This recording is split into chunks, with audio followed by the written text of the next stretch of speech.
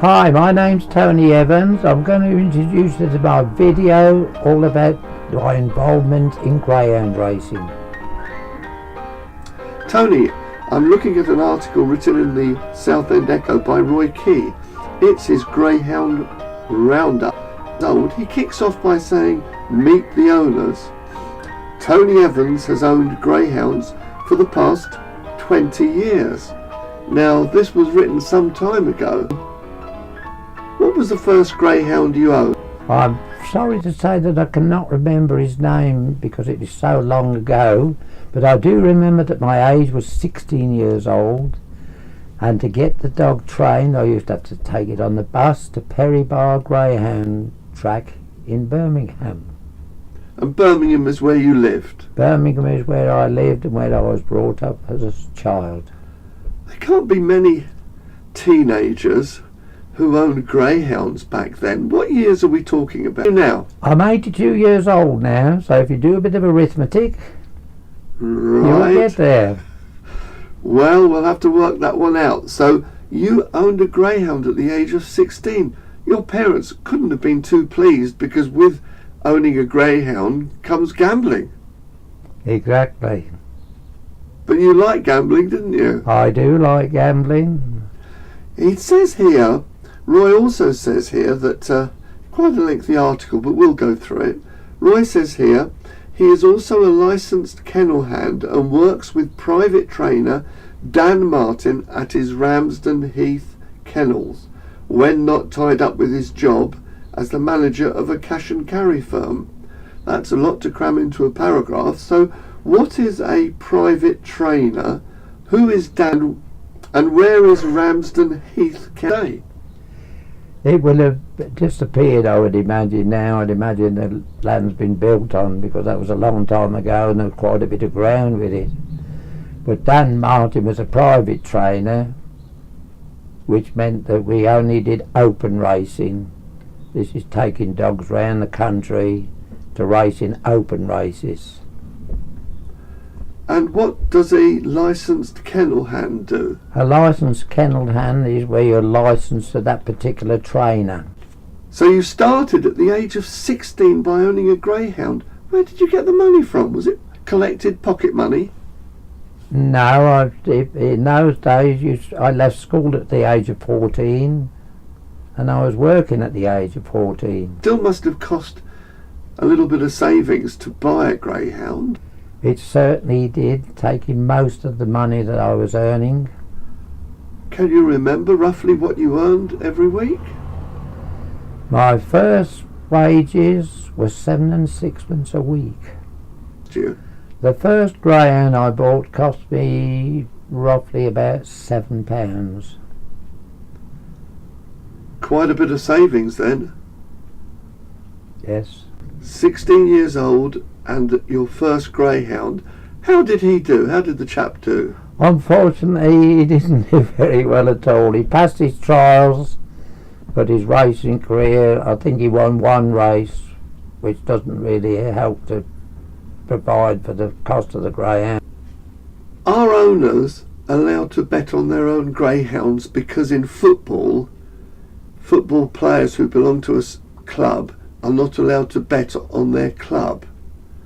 So is it the same in the world of greyhounds? It never applied to greyhound racing, no. Doesn't that make it more open to being fixed if all the owners are betting? Well, it's possible, but then it's pretty tight with what we call grading. You don't get grading in football like you do with greyhound racing. They've got to do trials, and they've got to do a respectable trial to get into the race. They've got to do 3 trials before they can even race. This here, Tony goes greyhound racing most nights of the week and has some very definitive ideas on the sport. You told Roy then, greyhound racing has tended to remain static over the past few years. Nothing much has been done to promote interest. Well, it seems like that's happened again with greyhound racing. It's not at the top of the agenda, is it? It's not like working class sports, say like darts and snooker, which is still hanging on in there. I think darts is becoming more popular, but greyhound racing has really faded in this country. It has. Can you see a time where there aren't any dog tracks?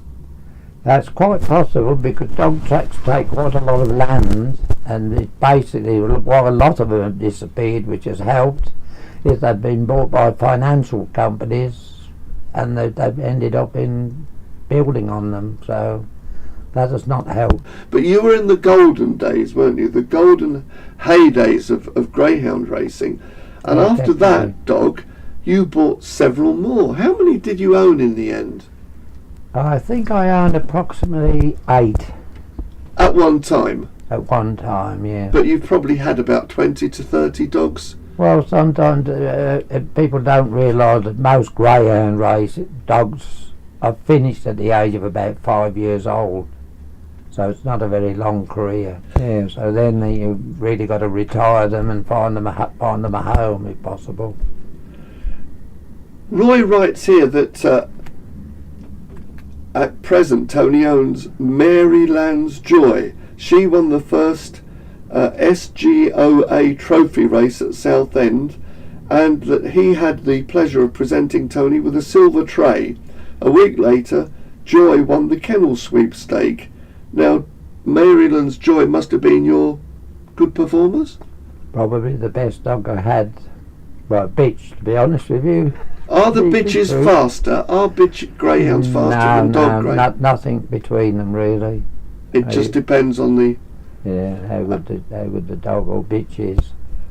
Tony's main talking point was about the famous Bouchain litter, which were bred from Dan Martin. In fact, Tony's greatest thrill from greyhound racing was when Bouchain Star shattered the Wimbledon track record in August the 8th, 1969. Why was it your greatest thrill? You didn't own Maryland's Joy? No, I didn't. It was owned by the kennel. That particular one wasn't owned by me. But it was just the fact that she broke the track record by 25 lengths, which is a long way. And that, up to the time, until they changed the distances at Wimbledon, that track record stood, so it will stand forever. Did somebody put something in its feed tray? I don't think so, no. Yes, it's basically testing my memory, but this is the best of my memory. Is at the age of 2 months old, my mother worked at the tote at Hall Green Dogs and used to take me in my pram. So whether that's how it's got into my blood is quite possible. I first owned a dog. Why did she take you there? She took me there because she worked on the tote, and my father was killed in the war, so I hadn't got a father, so to make a living she had to go and work at the tote at Hall Green. Couldn't really leave me with anybody else at that age, so took me in the pram. So they had childcare facilities? No, she would take me into the tote booth, what you call booths. A tote booth? Explain. A tote booth is like a little wooden hut, and you'd have machines at the front which would issue the tickets for people to have a bet on the dogs on forecasts or win or place, and there'd be room in there for me in my pram. So you went from the age of 2, did you say? From the age of 2 months. 2 months? Yeah. So we're talking a pram, perhaps? Oh yes, in my pram. Yeah, you had to take me in my pram. Not a pushchair, a pram. And luckily they were allowed to. Well, I was only 2 months old then, so there was a chance I'd fall out of a pushchair, and then wouldn't be able to have any control over myself. So you must have got hooked in your blood at that age. It's quite possible, because I doubt there's very few people around that now can say that they were at a dog track at 82 years old, 82 years ago, because I'm 82 now. The first dog I owned, I used to have to take on the bus to Perry Bar Dogs, that was in Birmingham, for trials, which was a bit stressful, getting the dog on and off the dog and bringing it back on the bus. Unfortunately, this particular dog did not turn out good enough to race, So that was the end of that. And you forgot his name conveniently. Unfortunately, I cannot forget his name. Perhaps the reason I can't forget his name is because he wasn't much good. Then after that, I went in to do my national service in the army. I joined the Royal Signals, did my training as a wireless operator at Catterick for 6 months. Then I wanted to become a wireless mechanic, but found out I was colourblind, so that ruled that one out. Why? Well, because you wouldn't be able to distinguish for certain between the wires when you're doing as a wireless mechanic. You've got all different coloured wires, and some of the wires are very, like you've got brown, red, green, which I found out I was colourblind. I would not have known the difference between brown, red and green. So that ruled that out. You wouldn't have got a job with bomb disposal either, would you? Oh no, definitely not. And believe it or not, that led to another thing. I did think about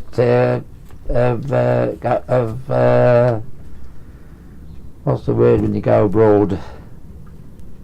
Want to go abroad to Australia or New Zealand. Emigrate. I wanted to emigrate. That was another notion I had. Passed all the physicals.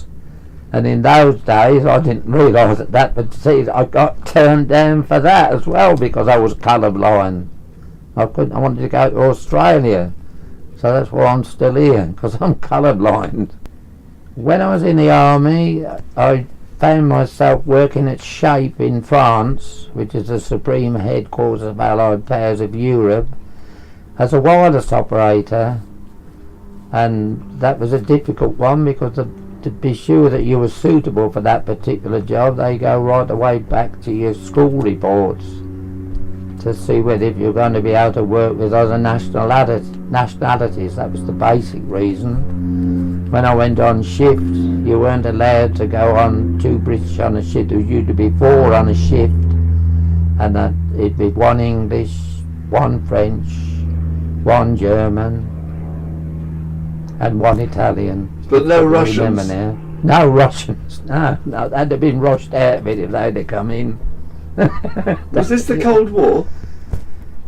Would it be the Cold War in I have to think when I was in the army now. I went in the army at 1954 to 56. Those are the 2 years I was in the army. And you were based in France? I was based in army and probably had one of the best jobs you can possibly have. Worked in Fontainebleau Palace for 18 months. Didn't have to wear a uniform, because if you did wear a uniform and you were working on secret services, all basically, you might have got shot when you come off shift. So they kept you in civvies, and it was an enjoyable job, and I don't think many people could say you would have worked 18 months in a palace, not on a military basis. So what was Fontainebleau equivalent to? Windsor Castle? Bigger than Windsor Castle. No, it's huge, got huge grounds, and it's a big forest, a Fontainebleau forest that belongs to it, because I joined the cross-country team while I was there, and used to every day run for 10 miles through Fontainebleau Palace. I also ran in the European competition of other countries and finished 6th, which I was quite glad. I got a medal for that. So it was an enjoyable time, my army career. Did think about carrying it on, which I could have done, but then decided no, I think I want to get it back to Civvy Street. Many soldiers and servicemen hated they felt they were conscripts and hated their national service, but you loved it. I absolutely loved it, yeah. You had a plum job though. I did, and I suppose what helped in my case with most people going into the national service was I didn't particularly get on with my mother, and kept leaving home, going back, leaving home. So when I went into the national service, to me that was a stable way of living, for want of a better word. Yeah, the army's your mother now. The army was my mother and my father in those particular days, yes. thoroughly enjoyed it and probably had a better time than what most people would have had in the National Service. But you were, it'd probably be the same as it is today. You would probably be aware that you were sworn to secrecy because as a wireless operator you were getting information about wars that might be starting somewhere. And that's the reason why you'd have 4 different nationalities, so you kept an eye on each other. And the strange thing is that I should have ended up doing that is that my aunt worked on the Enigma code, and that was a very surprise to me. I didn't find that out until years after I came out of the army. It happened to be on the television, and her name was Maud Evans, and she worked, but she was sworn to secrecy, obviously, working on the Enigma code. Was she based at the famous Bletchley? She was based at Bletchley, yes. So you were both involved in the Secret Service? Yeah, without me knowing until years after, so it must have been in my blood, I would imagine. But I was born in Maidenhead, but I don't really know whether she was born there or not. All I know is it was my aunt Maud Evans, and she and this was only through watching a television programme she got mentioned, which was a bit amazing, a bit of a shock when I was watching the television. Well, they were all sworn to secrecy like yourself, and they didn't mention or tell their husbands or their best friends. You couldn't tell anybody what you was doing. I would never be able to write a letter, say, to my mother and tell her what I was doing. As far as she was concerned, I was a wireless operator. Tony, you only took up the guitar when you were in your 40s. 42 years old, finding one in doing house clearance and finding one in the house clearance what I'd got. And you became good enough to actually be brave enough to take the stage and perform. Yeah. And you've become a big hit and a favourite around clubs, social clubs, community clubs, what's left of them. Working for Princess Anne's Trust. I got involved with Princess Anne's Trust because she supports Alzheimer's. And at that particular time I didn't realise, but I went to do a gig at Bolton at a place called the Brick House and found that belonged to, was supported by Princess Anne. So I continued doing gigs there for quite a while, but the reason I couldn't do them in the end is because of the new security rules that now in any of these places, in a lot of old people's homes, they only for security they're only allowed to allow relatives or close friends in, so that has destroyed it for a lot of people having entertainment, which is so sad. But that's the way the world's going, I'm afraid. So I don't do anything at Brick House because they've never asked me for 8 years now, so I presume that they've had to pack up as well. Also your health hasn't helped. Oh, my health has not helped at all. I was very sad this Christmas. It has upset me and still does to this day. Is that somebody came to interview me and see me and say, would I do a gig for the homeless in Braintree? And then that is my thing. I would absolutely love to do that, but I couldn't do it because of my disability, I'm afraid. Well, you've got to look on the bright side of life. Yeah, I always try to look on the bright side of life. And studying psychology for about 3 or 4 years, the one thing that's always stuck in my mind is that there's a positive and a negative to everything. And if there's things that you cannot do, think of the things you still can do. Don't think of what you can't do all the time, otherwise you'll get so depressed. So now I'm concentrating on doing recording, which I can sit here, don't have to worry about how far my legs can get me because I'm sitting in a high chair, and I can just record. And hopefully I'm working on 6 recordings, hoping to do 6 CDs, which will be the end of April. And then I'm hoping that somehow we'll be able to sell those to raise money for charity. That is my main aim, and that's what's keeping me going. So you're looking at the bright side of life. I'm always looking at the bright side of life. Give us a tune. Always look on the bright side of life, then you won't get too much strife.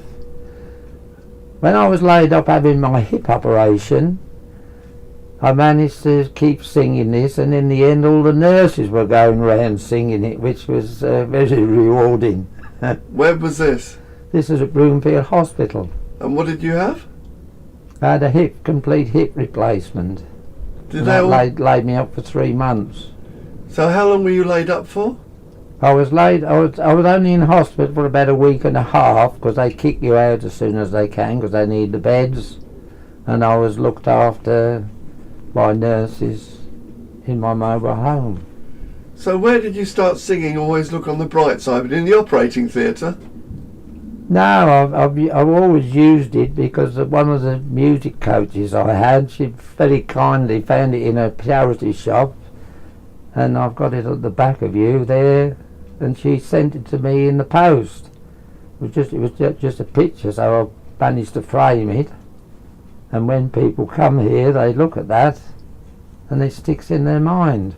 You've had a little bit of vocal training, vocal coaching. Oh yes, yeah, definitely. Who's given you some vocal coaching? Well, basically the first coach I had was Dee Mardy, who lives in Chelmsford. She coached me for about 10 years. Then I switched to Carolyn Westrip. But the first place where I really sang, I suppose, professionally, that was before I could play the guitar.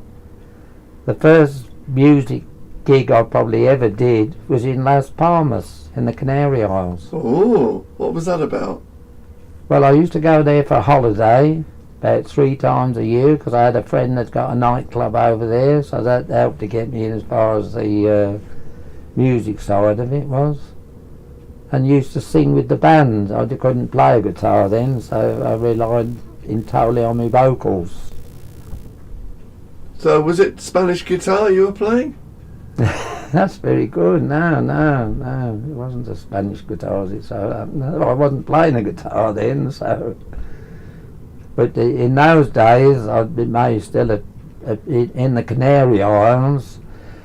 If you're singing with a band, or you're playing an instrument, their laws over there mean that in the band you can only have one English person, because they need to find the work for their own people, so they limit you to. So I'd be the vocal singer, and the rest would all be Spanish or born in Las Palmas or in the Canary Isles, which was a bit of a restriction, not for me particularly, because I was doing the vocals anyway.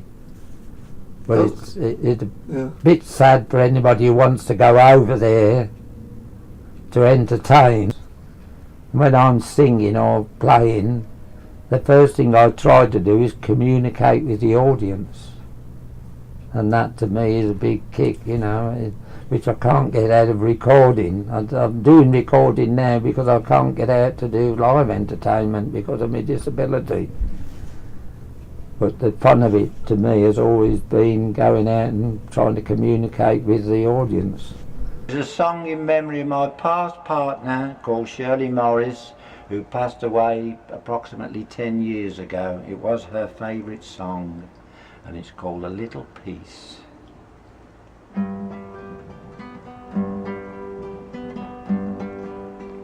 Just like a flower when winter begins, just like a candle blown out in the wind, just like a bird that can no longer fly, I'm feeling that way sometimes. But then as I'm falling way down by the load, I picture a light at the end of the road, and closing my eyes I can see through the dark the dream that is in my heart.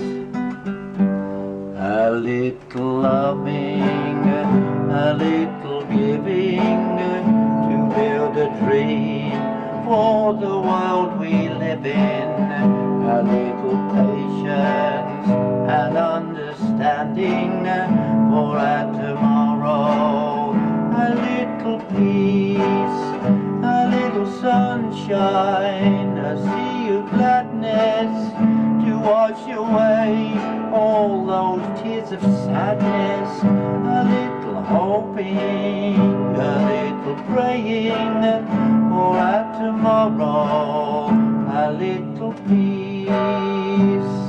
I feel like a leaf in the November snow.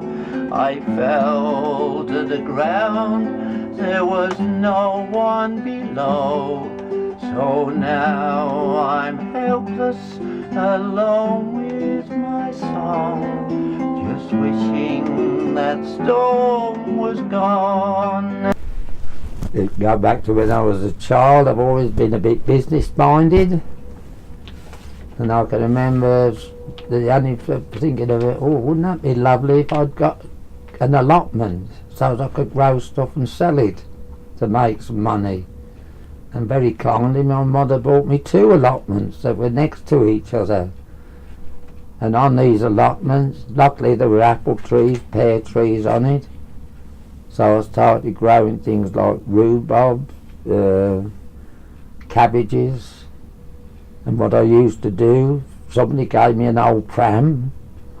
I used to wrap all this stuff with rhubarb. Rhubarb was the most popular one. I used to wrap that up in newspaper, and I used to go around knocking at people's doors, selling me apples and me pears and me rhubarb and me spring onions, and made for a youngster making a love. This was at only the age of, I don't know, probably 12. No. But this old pram was brilliant, you know, quite a big pram. People would know you wouldn't have a job to get a pram nowadays. They don't make prams, I don't think, anymore, do they? And I used to enjoy it and made money out of it as well. But I did have a sad thing. My rhubarb was my main one. I've probably got a quarter of an acre of rhubarb, which is quite a lot, so that was my biggest thing, growing rhubarb. But very sadly, I used to mainly weekends I'd work on there. I'd go one weekend and most of my rhubarb had disappeared. Somebody had taken it in the night, you know, chopped it all off. So that really upset me, but that's life. That's what the people say. I was shot down in April, but I was back in May. I heard that you came up against one of the world's greatest boxers. Yeah. I'm going to give you this file. You want to talk about what do you remember of this world's greatest boxer? It's difficult for me to remember because this is another part. I was in and out of so many things in my life. I wasn't really happy at home. My mother wasn't really a very loving person, and I think sometimes I felt as though I was a bit of a burden, so I'd keep running off, coming back, running off. Decided to go to London. I thought, this is going to be exciting, see what I can find in London. This was at 14 years old. I hadn't got much money. My mother, I think I'd only got about £5. That was a lot of money in those days, but my mother said, you'll be back tomorrow because you won't have no money to survive. Anyway, I went round knocking at people's doors, and I said, see if people would put me up cheap. So I knocked on the door. It couldn't exactly be somewhere round by where the station, because I could only walk. Knocked on the door. An elderly-ish bloke's come to the door, and I've said, is there any chance of you putting me up cheap? He said, no, he said, you can sleep down the cellar. He said, we've got a place down the cellar. It was set out with a bed and everything, a bit crude, but anything was good for me, better than sleeping on the streets. Anyway, I've gone into there. I stayed there approximately 3 weeks. One of the women in there, this elderly fella, kept having parties every night.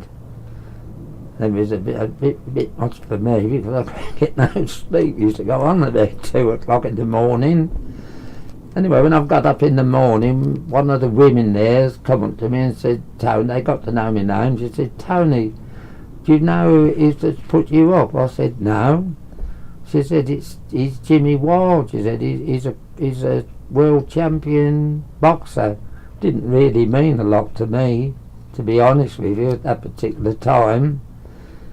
But he was a very caring fellow, and I can remember when I used to get up in the morning, he used to say to me, Tony, if you want to make yourself some money, go round and pick all the bottles up, the big bottles behind the settee, under the table, everywhere, bottles. It's taken down to the corner shop, and you'll get a penny and even twopence each on some of them.